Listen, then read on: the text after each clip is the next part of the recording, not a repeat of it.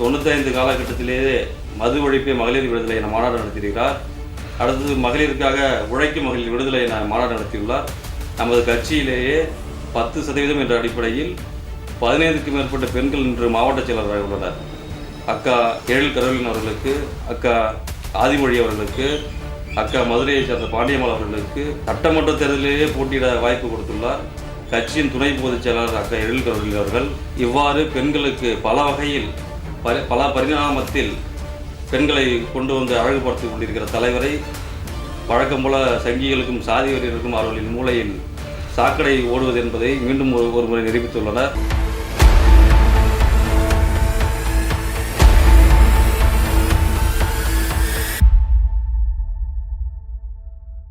விடுதலை களம் நேயர்களுக்கு வணக்கம். நாம் பல்வேறு ஆளுமைகளை சந்தித்து வருகிறோம். தற்போது நாம் சந்திக்க வந்திருக்கின்ற ஆளுமை அரியலூர் மாவட்டம் மேற்கு விடுதலை சிறுத்தைகள் கட்சியுடைய மாவட்ட செயலாளர் அருமை தோழர் சிவா அவர்களே. தோழர் வணக்கம். வணக்கம். விடுதலை களம் நேயர்களுக்கு அரியலூர் மேற்கு மாவட்ட விடுதலை சிறுத்தைகள் கட்சியின் சார்பில் எனது மனமார்ந்த வணக்கத்தை தெரிவித்துக் கொள்கிறேன்.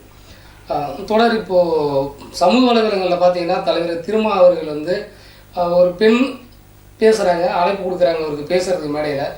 அதை ஒரு மாதிரி அவர் பார்க்குறதா சொல்லி தவறான சித்தரிப்பு பதிவிட்டுருக்காங்க. அதை நீங்கள் எப்படி பார்க்குறீங்க?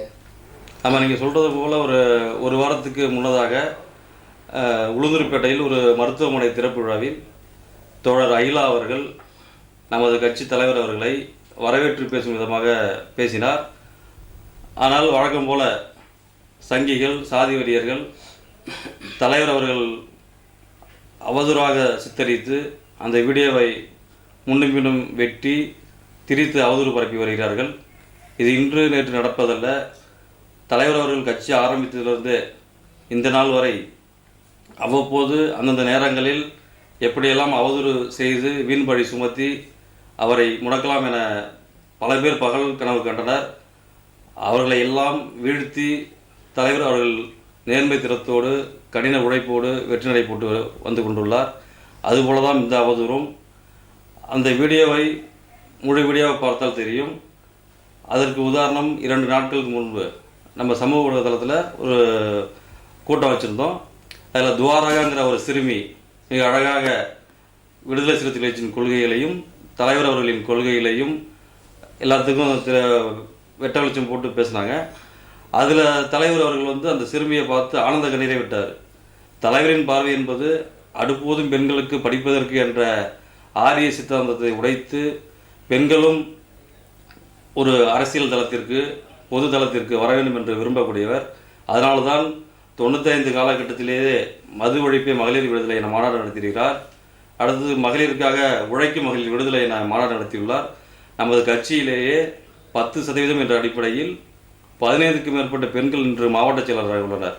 இந்திய அரசியல் வரலாற்றில் எந்த ஒரு கட்சியிலுமே செய்ய துணிய இயலாத காரியம். 10% பெண்களுக்கு என்ற அடிப்படையில் 15 மாவட்ட செயலாளர்கள் விடுதலை சிறுத்தை கட்சியில் இன்று வலம் வந்து கொண்டுள்ளனர். இதற்கு முன்பே 2000 காலகட்டத்திலேயே 2016 என நினைக்கிறேன், அக்கா எழில் கரோலின் அவர்களுக்கு, அக்கா ஆதிமொழி அவர்களுக்கு, அக்கா மதுரையை சேர்ந்த பாண்டியம்மாள் அவர்களுக்கு சட்டமன்ற தேர்தலிலேயே போட்டியிட வாய்ப்பு கொடுத்துள்ளார்.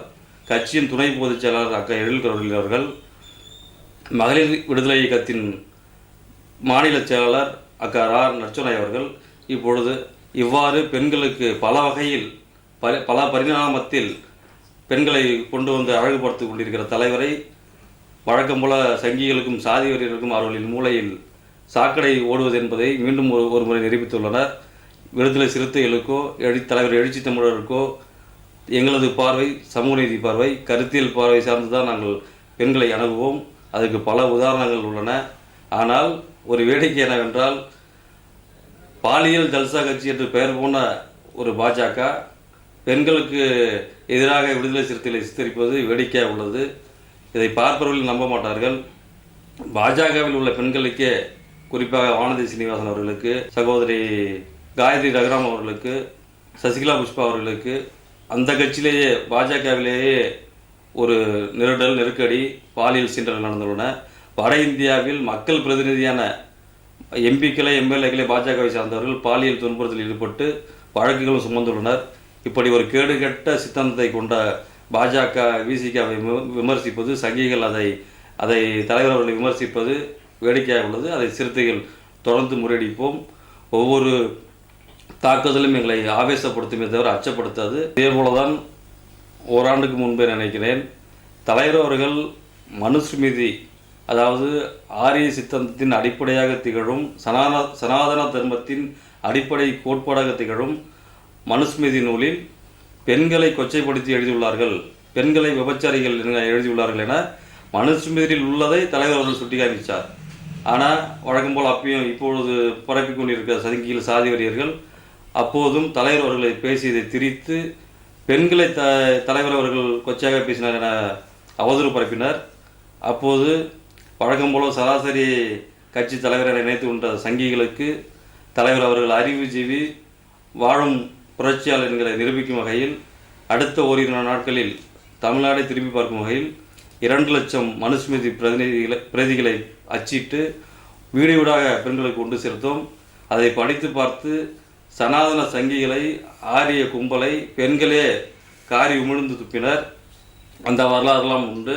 ஆகையால் எந்த அவதூறு பரப்பினாலும் அதற்கு தலைவர் எழுச்சி தமிழர் அவர்களும் சிறுத்தைகளாகிய நாங்களும் தக்க பதிலடி கொடுப்போம்.